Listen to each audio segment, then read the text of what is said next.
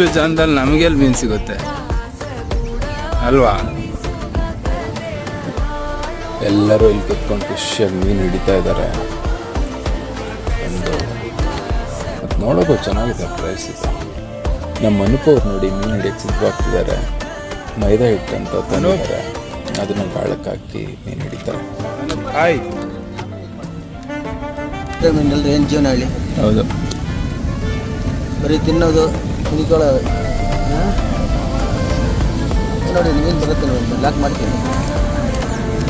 ಎಷ್ಟಿರಲಿ ಬೆಟ್ಟ ಬರಲ್ಲ ಅಂತ.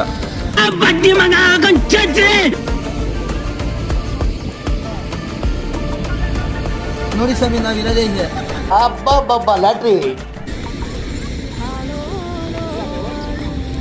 ಅನೂಪ್ ಅವ್ರು ಹಿಡ್ದಿರೋ ಮೀನನ್ನೆಲ್ಲ ಬ್ಯಾಗಿಗೆ ಹಾಕೊಳ್ತಿದ್ದಾರೆ. ಭರ್ಜರಿ ಬೇಟೆ ಆಡ್ತಿದ್ದಾರೆ.